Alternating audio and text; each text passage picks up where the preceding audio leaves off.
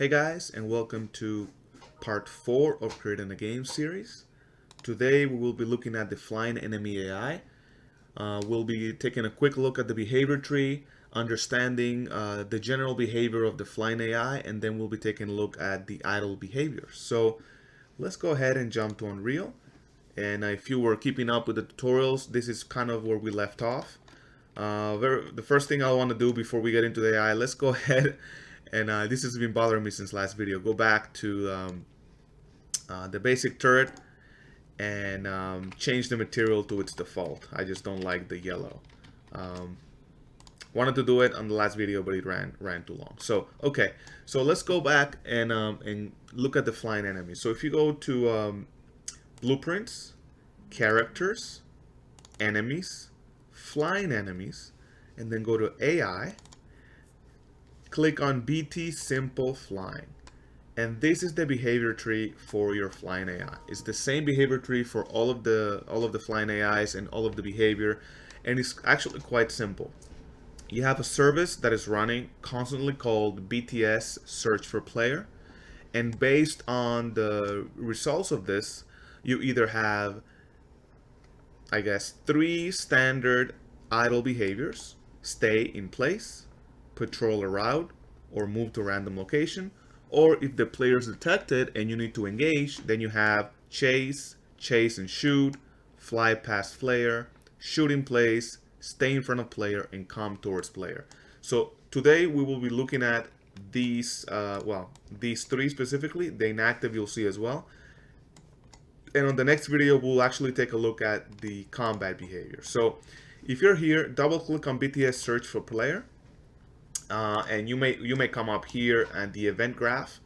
We're not going to go over all this code, but just understand that it initiates by grabbing a bunch of parameters from the pawn, and you're going to specify on the pawn what is the engage and idle behaviors, and based on that it'll start running immediately and looking for the player. So if you go to custom event here, event look for player, you'll notice, and this is called event look for player. It's under custom events. It'll constantly be looking for the player.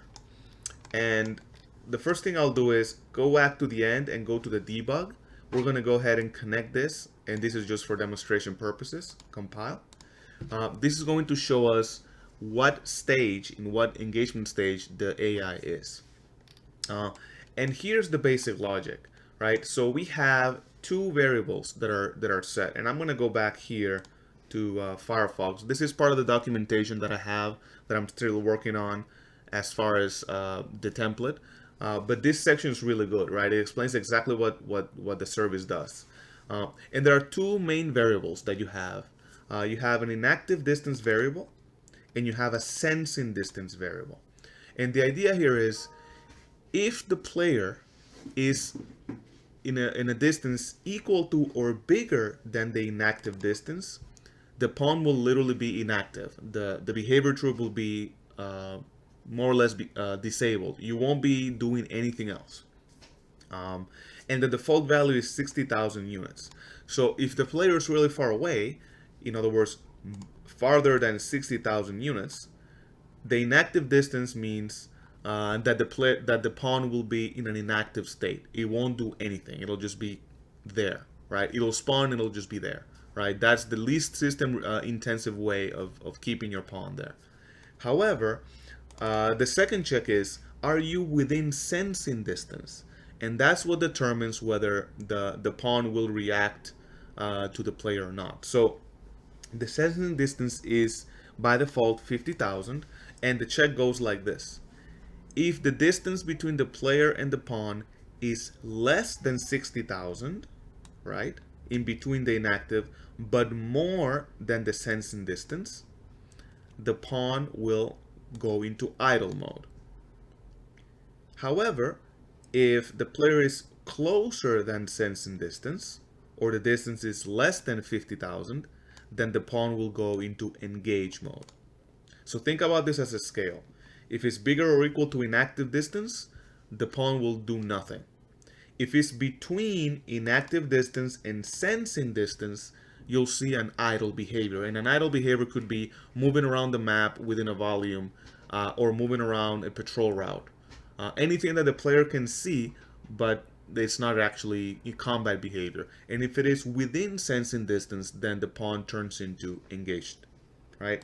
And you can see the logic here, but I thought that was an easier format, right? We're checking whether you are inside or not of the inactive distance, and then we check here whether you are within the sensing distance, and based on that, you have three distinct stages.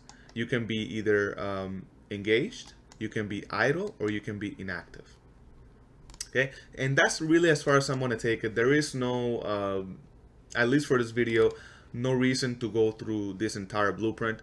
But again, all it is constantly checking for the distance of the player, and based on that, is making a decision of where to go in the behavior tree. And obviously, if it is inactive, then it'll just call this inactive event here, and it'll literally do nothing. Okay. So the first thing I'll do is let's go ahead and drag an enemy. So let's go back to flying enemy, and let's just grab, don't grab the enemy base, grab any of the other enemies. So I'll just grab, I don't know, the bandit. We're just gonna put this guy here and turn him around. Okay.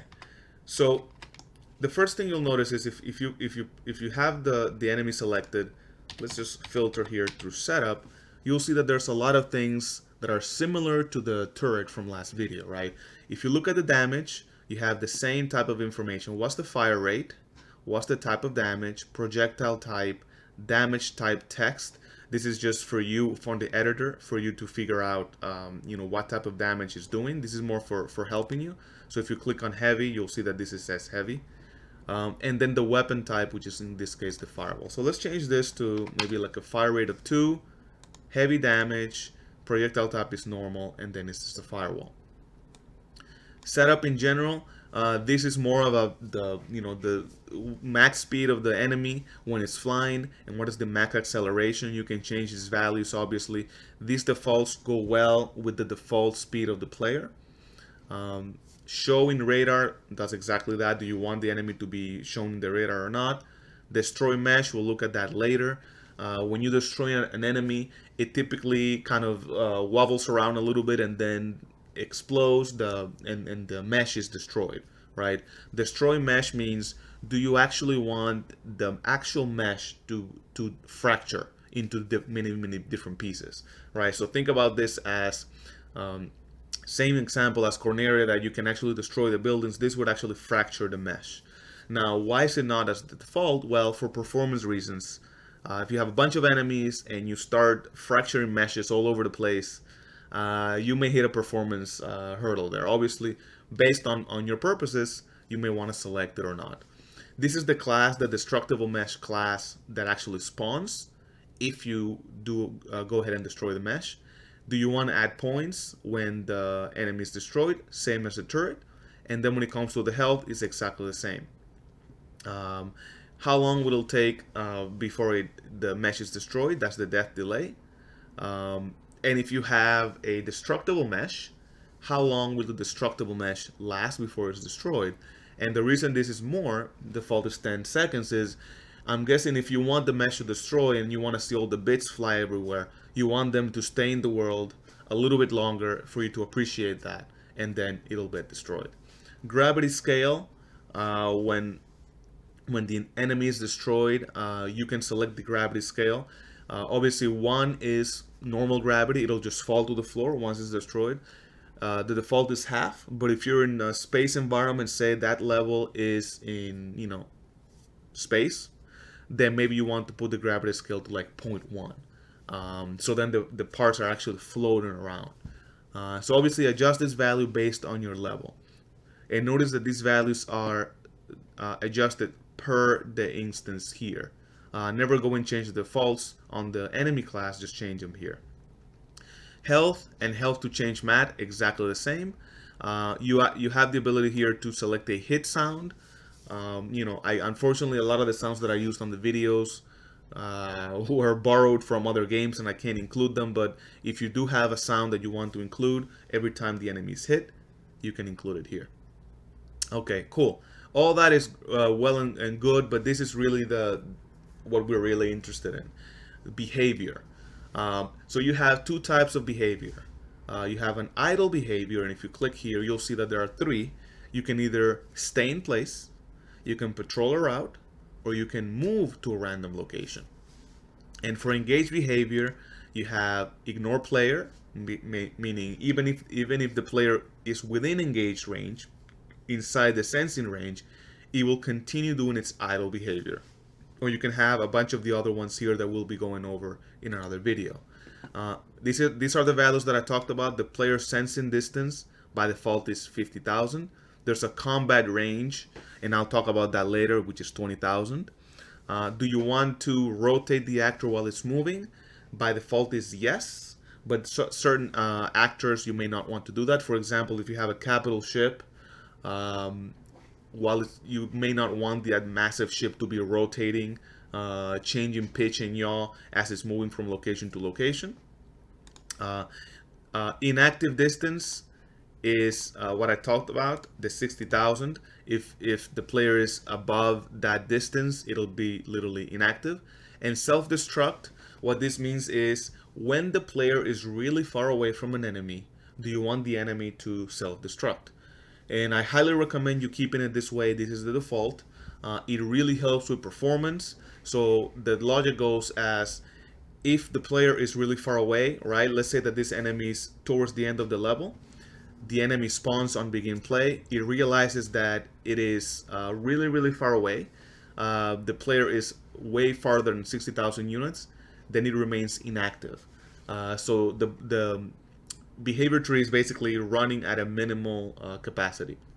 Once the player hits sensing distance, this will go into engage mode. It'll attack the player.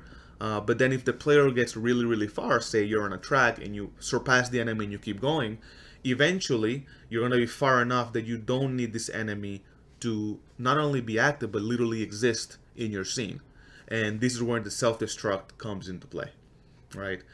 So in a way, I've designed this a little bit smart and keeping performance in hand. So first things first, let's go ahead and keep the idle behavior in stay in place. And I'm going to hit play here. So let's go really far. And let's go to current camera location. And because we selected this, we're going to now see what is the actual AI state. And this is just for demo purposes. So if I click play here, oops, let's go even farther, I guess. All right, so you see at the top right, at the top left, that we are inactive because we're really far away. Now we're in idle behavior, and now we're in engaged behavior. So you can see the three different states there. If you ever wanted to debug, then this is the way to do it. Keep it in idle and engage. So let's go ahead and make something a little more interesting. For now, we're going to actually have him engage and just shoot in place. This is the simple one. So as soon as we hit engage range, I want him to shoot in place. And let's make the sensing distance a little bit shorter. Let's make it 40,000 to give us a bit more leeway here. And if we click play, it's actually in engaged behavior now. It's going to start shooting soon. Here we go.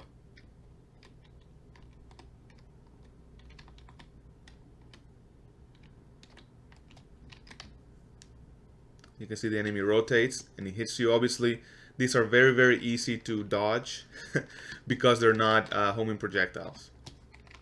All right, cool. I just wanted to show you that. Let's go back to ignore player.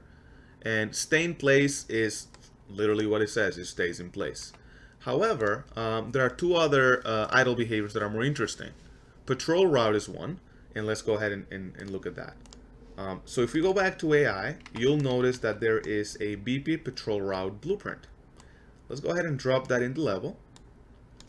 And you'll notice that this is basically a spline. So grab the first spline point, drag it out, and let's just hit Alt to duplicate the points. And let's just make a little route here. Okay. And let's go ahead and do it like this. Whoops. Go into local. Go like this. And let's just make like a little circle. Well, not really a circle, but he's going to be going around and around. Okay. And notice that I'm just hitting Alt. And oops. Let me delete one of those. Notice that I'm just using Alt to duplicate the spline point. So press Alt, click and drag, and it'll continue to create more and more spline points. Okay. Okay. And you'll notice why I am doing things the way I'm doing it in just a second here. So we're not going to join it. We're going to leave it here. Okay, cool. So let's go ahead and grab this and put it a little bit higher so there's no collision. So this is a track, right? A patrol route. Let's say that we want this enemy to patrol this route. We click on the enemy. We go back to idle behavior, click on patrol route, and then go down and find the patrol route setup. And then select the patrol route. There's only one. You can select the track speed. This is the speed as how he's going to be patrolling the route. And the route starting position. And we're going to leave that as default. If I click simulate, you'll notice now that this little guy is going around the patrol route. And can we select patrol? There we go. Now you can see the spline. And notice that even though it's on engage behavior, it doesn't really matter because we have that it should ignore the player, right? If we didn't have that, as soon as we hit engage, it'll just come back. It'll immediately go out of this behavior and start attacking us. Notice that what happened there was that as soon as it hits the end of the spline, it goes back. So it's kind of going back and forth, right? So if you want enemies to go from one location to the other and go back, then you leave it as is. However, you can also make this a closed loop. And notice when I do that, what happens? It joins the spline. So now, let's go ahead and select the enemy and get him a little closer. Ideally, what you would do is you would align it with the spline as close as possible. And let's go ahead and increase the speed for demo purposes. So if we go on patrol route track speed, let's make this 200. Starting in position 0. Let's click save, click on simulate, and notice that now this little guy is going around, and because it is a closed loop, it keeps going.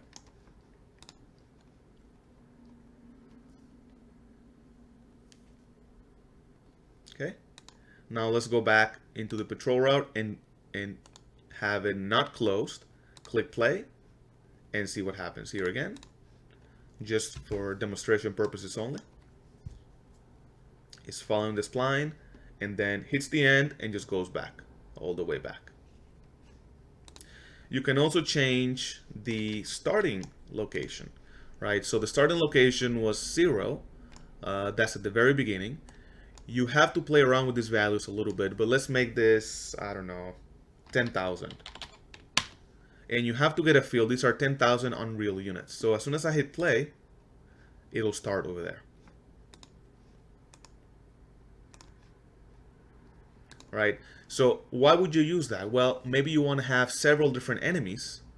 So if I grab this enemy and I clone it, this one will start at 10,000. Let me make sure that this one starts at 0. And let's make sure that this is looped. You don't want two AIs colliding with each other because they will actually collide and stop. So if you click play here, notice that now you have two enemies going around. And they're going at the same speed and just going around and around and around. So you have a lot of flexibility here when it comes to the patrol route. And in the Corneria level, as soon as you start, you see that little tanks with the turrets, and they're actually already doing a patrol all around the track and coming back. and I have, I believe, 3 of those, starting at different positions, but keeping the same speed. Again, if you want to have more than one enemy in the track, in the patrol route, you want them to start at a different position, and you want the track or the patrol route to be looped. That way there is no collision. Okay? Cool. So what happens if I say, well, I want this guy to actually attack the player. So I don't want it to just continue doing that. So obviously you can come here and say from ignore the player, let's say chase and shoot. And then we'll go real far and hit play. See, inactive, they're going to be inactive.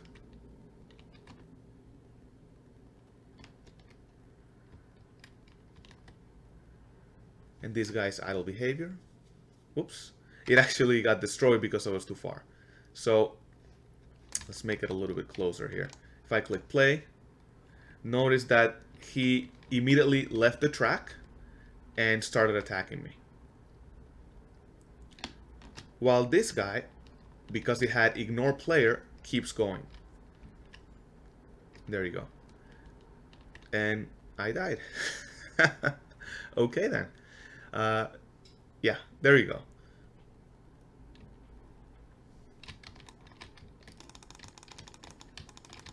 Sorry, there we go. Cool.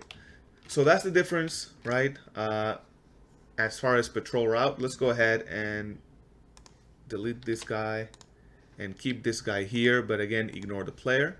So if I hit play, it'll just go around the track. Cool. So that is VP patrol route. Now there's another behavior, and let's go ahead and select another enemy this time. Let's go ahead and do, let's do the saucer. Enemy saucer here. And right now, what I'll do is, I want this enemy saucer, instead of flying in a specific route, I want it to just fly around randomly within a specific volume, right? And you see this a lot. Enemies are just kind of flying around randomly. I have this set up like that in the Corneria part of the city. You used to have a bunch of saucers flying around randomly, and of course, it's the same idea. Once you hit engage distance, it'll actually engage you. So let's go ahead and go back to AI, and notice that there's a blueprint called BP AI bounding box. Go ahead and drop that here, drag it up, and all you need to do is change the bound scale. Make sure that you do it through this interface here, and that you don't do it manually by pulling the different components here. So let's make this, I don't know, 1,000. Okay, maybe 1,000 is too much. 600 by 600 by 300. Even that seems real big. Let's make it 200. There we go. Cool. So we have the bounds here. Let's put this all the way to the floor. So now, when we go back to the saucer here, if we go back to AI behavior and we say, no, actually the idle behavior should be move to random location, then go down to setup behavior random location, select your bounding box. And now, if I click play or simulate, you'll notice that this guy is just flying around within the volume. And I'm going to select the bounding box here. Well, you can't see it because unfortunately we are in play mode, but it's just flying around, picking random locations. Now you'll notice that there's another option here, which is a specific minimum distance. And the way the AI works is, it basically grabs a random point within the volume and goes to the random point. However, because the point is random, sometimes the point that you pick could be really, really close to your current location. So what I'm doing here is I'm checking the distance, and if the point is less than the minimum distance here, it'll grab another random point.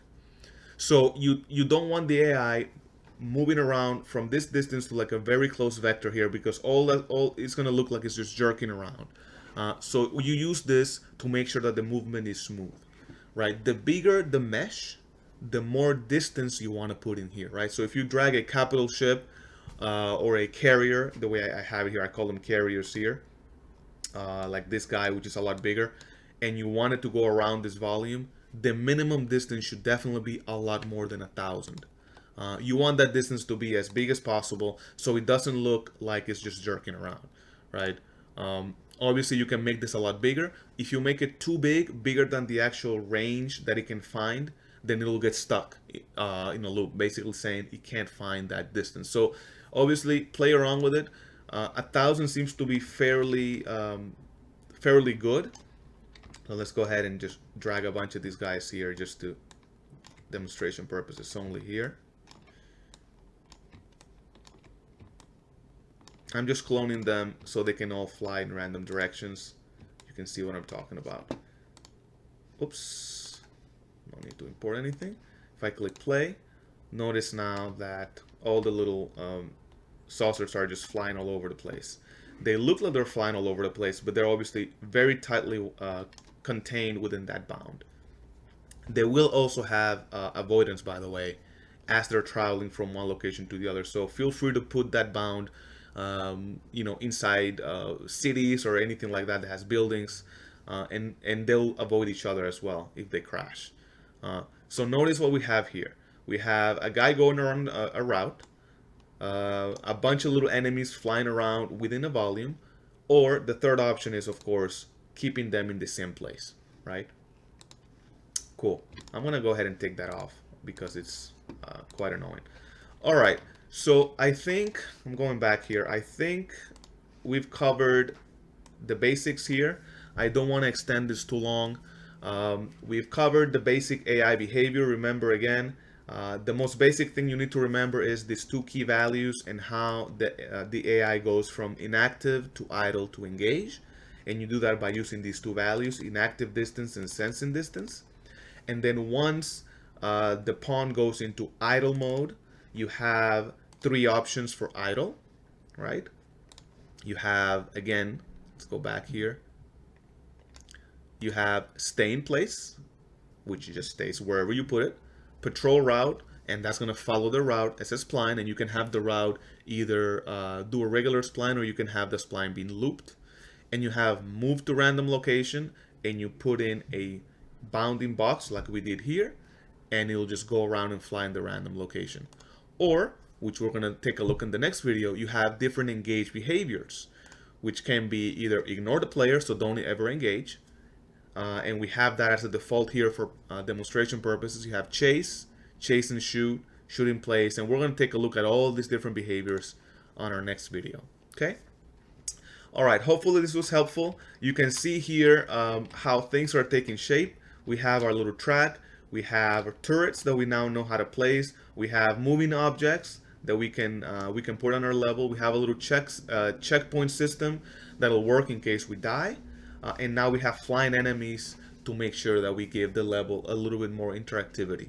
On the next video, we'll actually take a look at the different combat or engage behaviors, and we'll see how we can set up all of the different behaviors to create something similar to what we had in the Cornelia level.